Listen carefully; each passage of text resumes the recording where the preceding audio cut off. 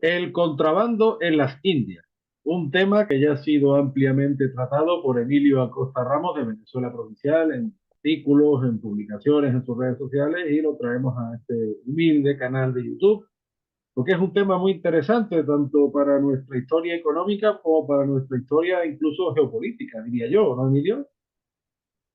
Así es, Antonio. Bueno, antes que nada, como siempre, darte las gracias por la invitación a tu programa de YouTube, Antonio Moreno Ruiz. Y sí, ¿no? El contrabando es un tema muy importante porque explica muchos de los hechos y consecuencias que hubo durante principios del siglo XIX, ¿no? Para la monarquía hispánica. Y también es un tema que muchos historiadores, pues, han llenado de leyenda negra como cosa extraña dentro de lo que se refiere a los 300 años de gobernanza española en las Indias, ¿no? Claro, hay que decir, como tú bien dices, la leyenda negra, bueno, el contrabando se da allá donde hay frontera. Eso no es una cosa que haya inventado el sistema de monopolio, ni ha inventado la monarquía católica. En todas las zonas que hay frontera hay susceptibilidad de contrabando, pero no de ahora. Porque es que el tema del contrabando, el bandidaje, ya los romanos hablaban de este tema dentro de los pueblos que conquistaban. O sea, esto viene de toda la vida. Por ejemplo, tú sabes que Galicia, dentro de la península, siempre ha sido una zona de mucho contrabando, pero porque es zona fronteriza de Portugal y porque tiene una costa inmensa. En la Andalucía Atlántica pasa tres cuartos de lo mismo. La actual provincia de Huelva, su frontera con Portugal, pues lógicamente es una zona de contrabando. Pero igual que los Pirineos, por ejemplo, o igual que la Europa Central, los Países Bajos también ha sido una zona tradicionalmente de muchos contrabandistas. Y también ha pasado en Europa del Este, ha pasado también en Norteamérica con el conflicto con las pieles, que entre rusos, británicos, franceses, luego los norteamericanos independientes, y claro, las fronteras de la América española eran inmensas. Hay que pensar que desde Nootka, como el septentrión hispano, ¿no? Entre Alaska, Canadá, el Pacífico Norte, hasta el Río de la Plata. Entonces, la monarquía católica española tenía frontera con, yo qué sé, con todas las potencias europeas prácticamente, con británicos, con franceses, llegamos a tener frontera con rusos, luego la irrupción de los holandeses en Sudamérica, los portugueses, entonces lógicamente pues era susceptible que hubiera contrabando además en un territorio de enormes riquezas naturales. Sí, y algo que se da en otros puntos, ¿no? de América, como en las 13 colonias, habían hasta gobernadores que le compraban de contrabando a los piratas ingleses. O sea, imagínate lo que representaba esto, ¿no? Para los ingleses, algo muy común. Pero bueno, el Imperio Español, al tener un inmenso territorio bañado por miles de kilómetros cuadrados, o sea, prácticamente un territorio inmenso, pues fue, digámoslo, una ardua tarea tener que vigilar, ¿no? Y fue propicio para la actividad de contrabando, bien sea para evadir impuestos al comercio o para introducir mercancías extranjeras que competían con las locales, porque no solo es evadir impuestos, ¿no? Hay que tener bien eso claro. Uh Y -huh. bueno, un punto importante, Antonio, para lo que fue la actividad del contrabando fueron las costas venezolanas, porque digamos que es un territorio que era fronterizo, ¿no? Dentro del Imperio Español. Y bueno, se convirtieron en preocupación para la corona española. A causa del contrabando, esta tenía una amplia participación de las autoridades y de sectores, adivina de quién, qué sectores. Bueno, me imagino que podemos hablar de los mantuanos quizás. Correcto, cosa muy extraña, ¿no? Los mantuanos, la élite criolla, para los que no conozcan el término, ¿no? De la Capitanía General de Venezuela o de la provincia de Venezuela anteriormente. El contrabando pues fue perseguido para proteger justamente la industria y la agricultura americana o peninsular, hay que decirlo así. Y esta se practica para, no so, o sea, también para evadir impuestos o para introducir mercaderías prohibidas como eran los géneros extranjeros, ¿no? Y bueno, la política del imperio era desarrollar sus industrias para abastecer el mercado interno. América alcanzó un alto grado de progreso industrial, ya que la península no podía, hay que decirlo así, abastecer a todo el mercado indiano, que era inmenso, ¿no? Esto produjo industrialmente, Antonio, la autonomía de la América, ¿no? Es que claro, siempre se dice que la independencia de América primero fue económica, mucho antes que política, ya antes de la supuesta independencia política, que no fue tal, pero bueno, vamos a llamarlo así. América era independiente en cuanto a la economía y además con ese circuito de puertos, con ese sistema económico tanto del monopolio como de los situados, y luego en el siglo XVIII con la implementación de las reformas borbónicas que lo que buscan es desarrollar las zonas más deprimidas, más olvidadas, a costa de las zonas más ricas. Eso se ve, por ejemplo, en el Río de la Plata o Venezuela, que con Carlos III y Carlos IV experimentan un grandísimo desarrollo, o regiones en la península como Cataluña. Ya su desarrollo, su gran desarrollo empieza en la época borbónica. Diga lo que diga la propaganda del separatismo catalán. Fue así, ¿no? Y entra dentro de esa política reformista, pero como tú bien dices, que ya venía de antes. Además, tú te fijas, por ejemplo, incluso antes de que Luisiana perteneciera a España, Nueva Orleans dependía muchísimo del comercio con Veracruz y con La Habana. O sea, esa parte del Atlántico francés dependía mucho del comercio hispanoamericano, ¿no? Entonces, claro, estamos hablando de unos circuitos forjados a lo largo de 3 siglos y además, yo insisto en este particular, que nos fijemos en los grandes puertos, en Veracruz, en Nueva Orleans, en el Callao, bueno, y no digamos en la península, en Sevilla, en Cádiz, luego en el siglo XVIII, esos puertos que se incorporan a la carrera americana, como son Barcelona, Valencia, La Coruña, Santander, Málaga, los alfaques de Tortosa, todo forma parte de ese circuito económico. Sí, totalmente de acuerdo con lo que dices. Pero en respecto al contrabando, hay que decir que a partir de fines del siglo XVII es cuando se da como un aumento, ¿no?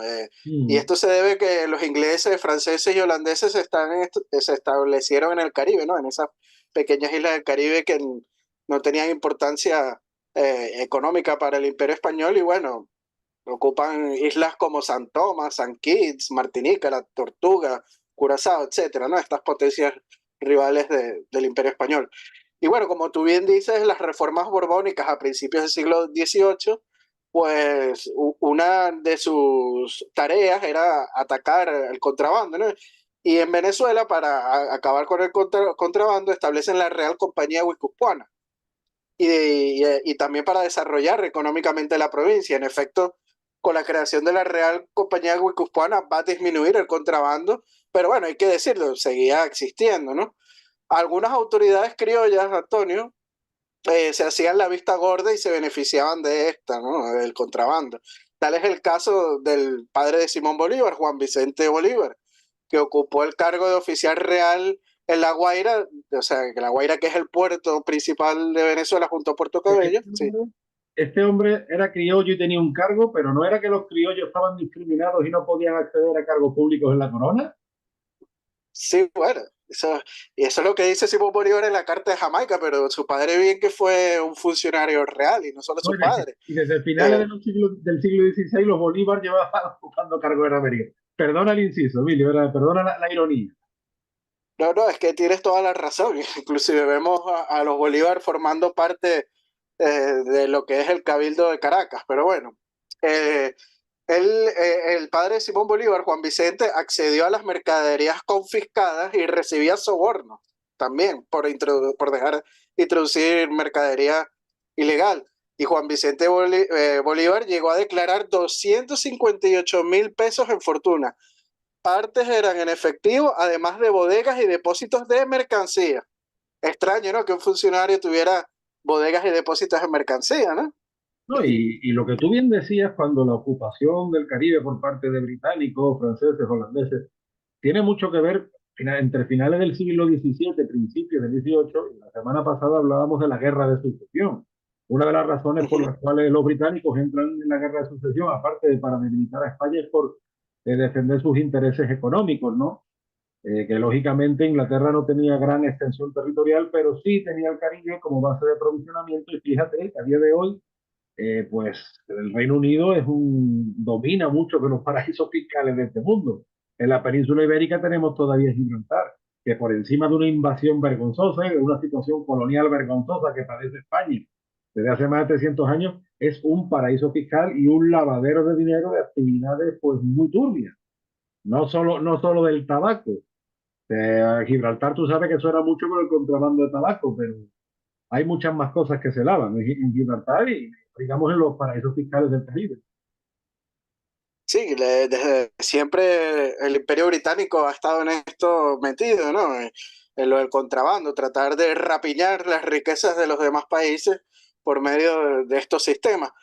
Pero lo cierto es que la corona española, para contrarrestar todas estas cosas que están sucediendo en Venezuela con respecto a este tema, crea también la Intendencia de Caracas en 1776 y Carlos III abre al libre comercio los puertos americanos en 1778, siendo aplicado en Venezuela en 1789, cuando con la eliminación de la Real Compañía Guicucuana, ¿no? O sea, todo esto creado para contrarrestar el contrabando y la corruptera local, ¿no? Y hay un historiador, Antonio, que es W. Pearson, que cita que la Intendencia de Venezuela fue exitosa en este tema. Lo voy a leer un momentito porque es muy interesante lo que dice. Dice lo siguiente en su obra La Intendencia de Venezuela en el régimen colonial del año 1941. Pearson es estadounidense, ¿no? Por eso es que denomina con estos términos esa época. Pero bueno, lo que dice es muy interesante, lo cito. La Intendencia de Venezuela fue eficaz en cuanto a establecer e imponer métodos más eficientes en el cobro de los impuestos y la eliminación de fraudes en el servicio fiscal. Se hizo un esfuerzo para disminuir el contrabando, pero fue poco el éxito logrado. Es problemático, sí, sí, con respecto al fomento de la agricultura y el comercio, la introducción de nuevas industrias y la construcción de obras públicas. La Intendencia de Venezuela tuvo tan buen éxito como la de Cuba en asuntos similares. Esto es importante tenerlo en cuenta, ¿no? Y ya en el siglo XIX, estas élites criollas de puertos como Buenos Aires, Lima o Caracas, que es el puerto de La Guaira, les convenía aliarse con el imperio inglés a través del contrabando para enriquecerse, viendo que España estaba poniendo tantos controles para realizar esta actividad y bueno, y es una de las causas, ¿no? De las guerras de independencia. De hecho, es curioso porque en la época borbónica, cuando se ha criticado tanto la política de enviar funcionarios de la península, que no digo yo que no hubiera sus imperfecciones, por supuesto, pero fue precisamente, como tú bien dices, por el envío de control. Y además, en la época de Carlos III ya hay una, digamos, una mentalidad como de intercambio, de enviar funcionarios peninsulares a América y también de incorporar gente de la élite criolla al gobierno peninsular. Incluso en la época de Conde de Aranda, Florida Blanca, se termina la idea de una especie de plan Erasmus de estudiantes, ¿no? De intercambio de las universidades. Y precisamente lo que se quiere es unificar criterios y un fortalecimiento económico frente a peligros como el del contrabando, que era muy difícil de controlar realmente. Por eso también las grandes expediciones marítimas y científicas que buscan delimitar, asegurar las fronteras, o sea, precisamente lo que se busca en el siglo XVIII es poner orden. Y el tema del contrabando era un tema que se toma muy en serio para poner orden. Incluso se llega a abolir el tradicional sistema de monopolio, como tú bien has dicho. Sí, correcto. Es más, si es bien es cierto que con los Borbones aumenta, ¿no? Este control sobre el contrabando y sobre la corrupción que había en algunas autoridades, pero hay que decir que desde la época de los Austrias, de los Habsburgos, ya se estaban enviando funcionarios, ¿no? Para controlar este mal, ¿no? Mm. La corona nombró jueces comisionados para investigar los tratos ilegales en los que al parecer se encontraban implicadas las autoridades, por ejemplo, las venezolanas, ¿no? Así que en el año de 1673, la Casa de Contratación de Sevilla, que era el encargado del comercio de las Indias, envió al licenciado Rodrigo Navarro a hacer una inspección de las cajas de Caracas. Y bueno, adivina qué arrojó la investigación, Antonio. A ver, sorpréndeme. La investigación arrojó una trama de corrupción criolla por medio del contrabando que incluía al hombre más rico e influyente de Caracas en aquel momento, que era nada más y nada menos que Pedro de Jasper Montenegro, un criollo. Y también incluía al tesorero de la Real Hacienda, Bernabé de Sojo, junto a las autoridades de la tesorería, el guarda mayor de la ciudad de La Guaira, etcétera. O sea, una red de corrupción en Venezuela. Y bueno, la denuncia del juez visitador Rodrigo Navarro cita el cargo de lo siguiente: los navíos y fragatas que salen para España cargados de cacao, corambe y otros frutos llevan por alto y fuera del registro la mayor parte de la carga que sacan del dicho puerto de La Guaira. Y lo mismo los navíos y fragatas que entran en dicho puerto cargados de géneros, vinos y otros frutos procedentes de España y México. Para los que dicen, no, que en monopolio nada más con España, no, también se hacía con México y con las Antillas y otros puntos. Pero Y claro, pero debiendo dar por decomiso todo lo que llevan y traen fuera del registro, no lo han hecho, concertándose con los dueños de los dichos navíos y fragatas a 2.000 y 3.000 pesos por cada uno de los que llaman buen pesaje. Y para reunir esa cantidad, la prorrateaban entre los cargadores a razón de 6 reales por cada fanega de cacao dirigida a Veracruz o Sevilla. La suma recaudada así se la repartían entre los que gobiernan y los oficiales reales. O sea, vemos irregularidades también en otros puertos, ¿no? Y aduanas venezolanas en el tráfico interprovincial dentro de Venezuela. Hay que decirlo eso también. Y la corona, bueno, dictará reales cédulas imponiendo multas y condenas para aquellos individuos que cometerían ilegalidades con respecto a la actividad contrabandista, ¿no? Y como hemos bien señalado anteriormente, con las reformas urbánicas esto se multiplica y hay muchos criollos de la élite que se molestan, ¿no? Con estos controles. claro, al hilo de lo que tú decías con los mitos de que solo se podía comerciar con la España europea, bueno, Lucena Salmoral, ¿no? Que es un historiador grande de la historia económica de Venezuela, él siempre refiere cómo Venezuela comerciaba muchísimo con Veracruz y con Santo Domingo, especialmente Santo Domingo. Y en el siglo XVIII, el tema del numerario, el numerario que venía de la Nueva España es importantísimo en Venezuela, el flujo de moneda no se explica sin esa interacción de Venezuela con México. La misma política de los situados está pensada para ese gran circuito americano, que América era un grandísimo circuito económico, desde el Cabo de Hornos hasta el Mississippi. Entonces, bueno, pues al final los hechos No históricos... podemos olvidarnos tampoco del Asia. ¿Perdón? Y no, y no podemos olvidarnos tampoco del Asia y las Filipinas, ¿no? Que también A su vez, estaban dentro del circuito. eran una gran base para ¿Cómo? comerciar con China, por ejemplo, que es una historia que ahora, a raíz de la película documental España, la primera globalización, está empezando a ser cada vez más rescatada y estudiada, porque es un apartado de nuestra historia económica que se ha quedado olvidado, las relaciones comerciales con China o con otras potencias asiáticas, ¿no? Sí, como Japón o la India o las Islas Molucas, lo que es hoy en día también Indonesia, ¿no? Inclusive se ha llegado a ver monedas españolas, de reales españoles, resellados con sellos del Medio Oriente, ¿no? Del Golfo Pérsico y esta zona. Hasta esta zona ha llegado el comercio.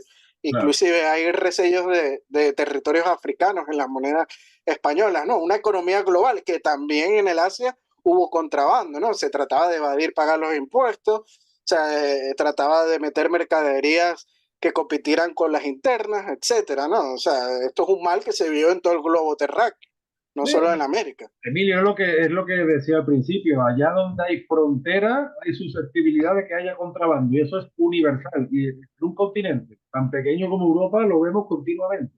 Donde hay una frontera hay contrabando. Y eso pasa en Europa, en Asia, en África y pasará hasta en la Antártida, de los pingüinos. Vamos, que es Sí, que... y como dije al principio, en las 13 colonias norteamericanas el contrabando, bueno, eso era pan de cada día, que las mismas autoridades, los mismos gobernadores de Virginia, de las Carolinas, de Maryland, etcétera, estaban incluidos en esto del contrabando, ¿no? Y hacían negocios directamente con los piratas y no se pagaban impuestos, ¿no? O sea, que es un mal que azota a la humanidad, no solo a un estado como tal, ¿no? Claro, y de hecho la Revolución Americana tiene mucho que ver con el tema de los impuestos, que luego esa propaganda se ha intentado extrapolar a América Española, porque no tienen nada que ver, no tenía nada que ver las 13 colonias británicas con la monarquía católica, pero tú sabes que muchas veces, pues por adecuar el relato, pues se intenta hacer un copy y pega, ¿no? Al final te das cuenta que no tiene nada que ver con los problemas que había, por supuesto, en la América Española,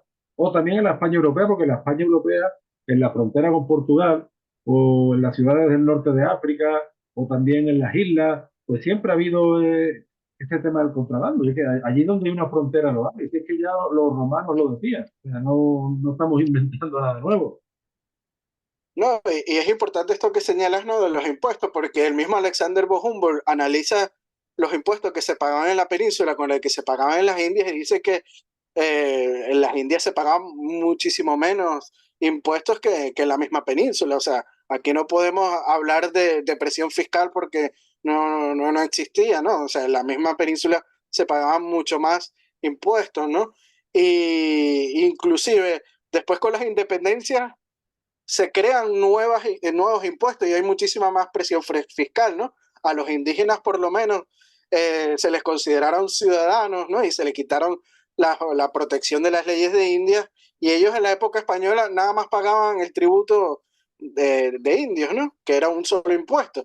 Pero luego con la independencia empezaron a pagar mucho más impuestos y muchas más derramas y ellos empezaron a protestar inclusive el mismo Bolívar algunas veces tiene que recular, por lo menos con los indios de Mérida, de los pueblos de indios de Mérida, y adoptar la legislación española antigua, del antiguo régimen, porque los indios se los estaban pidiendo, que tenía mucha menos presión fiscal. Y claro, Bolívar pone la excusa de que se restituya la antigua legislación hispana hasta que se mejore el sistema tributario de la Gran Colombia. Obviamente eso nunca sucedió y después a los indios le impusieron las leyes de las repúblicas, que era mucho más extractiva en cuanto a los impuestos.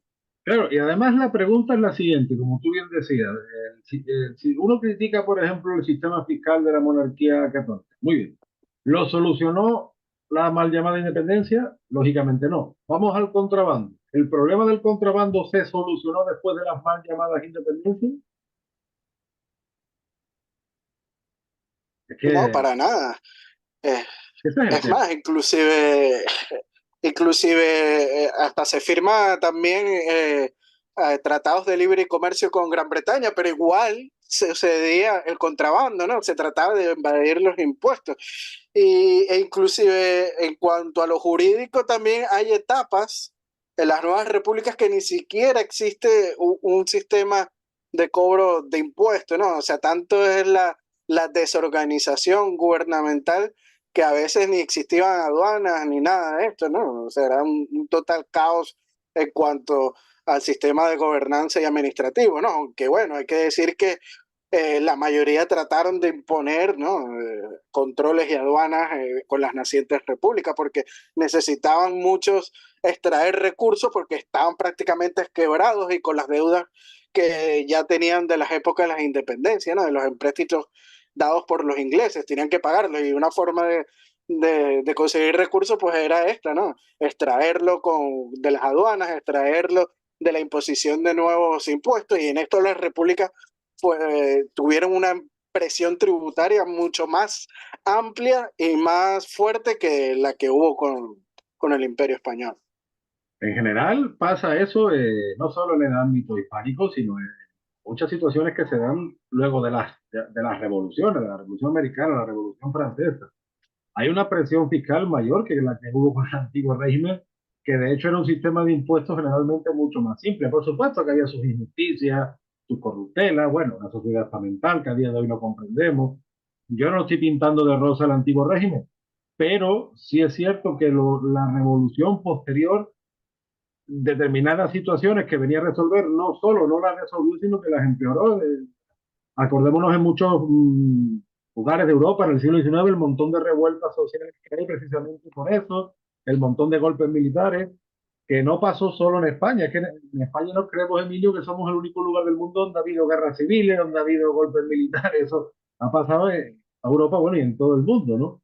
Y el tema del contrabando, sin duda, pues es un fenómeno universal que conviene estudiarlo en su contexto y en su amplitud, pero bueno, por desgracia, como tantas otras cosas, se suele utilizar como un arma arrojadiza, y además tú sabes que después se dice, claro, que los españoles no sois aptos para la economía, para el comercio, y tenemos que sentirnos mal, y te está con la cabeza agachada, y pedir perdón.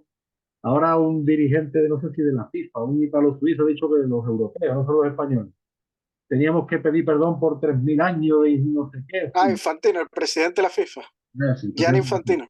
de una institución tan ejemplar como es la FIFA, ¿verdad? Pues ha pedido, ahora ya no solo los españoles, sino todos los europeos tenemos que pedir andando, tenemos que andar con Sí, perdón. por los últimos 3.000 años, imagínate, 3.000 años. En fin, Ah, más vale reírnos por no llorar y bueno, Como siempre, un placer charlar contigo. Además, Emilio, tú que eres del ámbito de la contabilidad, de la economía, sé que estos temas te apasionan y te has peleado con medio mundo alguna que otra vez con artículos sobre el contrabando, ¿no?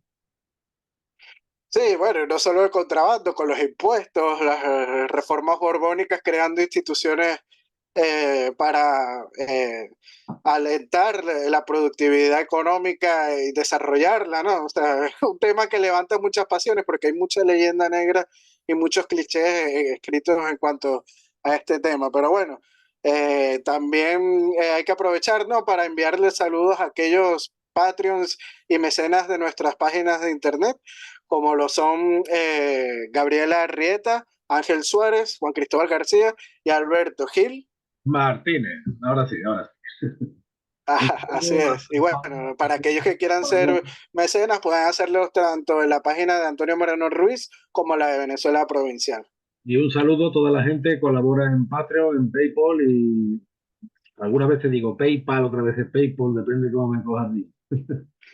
Y muchísimas gracias a nuestros seguidores en las redes sociales, la verdad que son temas apasionantes que debemos ir, yo diría que hasta descubriendo nuestra historia, porque uno de los grandes problemas que tenemos es esa incomprensión por tanta propaganda negativa que acarreamos, que nos lastra el presente. Esto no es solo una discusión de eruditos, ni mucho menos, esto es algo que nos repercute en el día a día y el contrabando, pues, es una de las muchas cosas que tanto la propaganda como incluso el cine, ¿no? Siempre pues nos ha.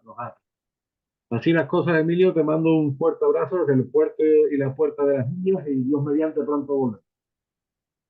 Seguro, Antonio. Y bueno, también recordarles antes de cortar que Vale. se suscriban a la página de Antonio Moreno Ruiz, que está en Facebook como una página de Antonio Moreno Ruiz y en Twitter como un andaluz indiano. Y bueno, también seguir a Venezuela Provincial, tanto en Instagram y Facebook, que ahí nos las pasamos publicando nuestros artículos de investigación histórica. Y bueno, suscribirse a los canales de YouTube de Antonio Moreno Ruiz y Venezuela Provincial y darle me gusta y compartir este video si lo subió. Y bueno, ahora sí, Antonio. Te mando un fuerte abrazo hasta la hermosa ciudad de Sevilla, desde la Villa y Corte de Madrid. Chao, chao. Un abrazo, chao, chao.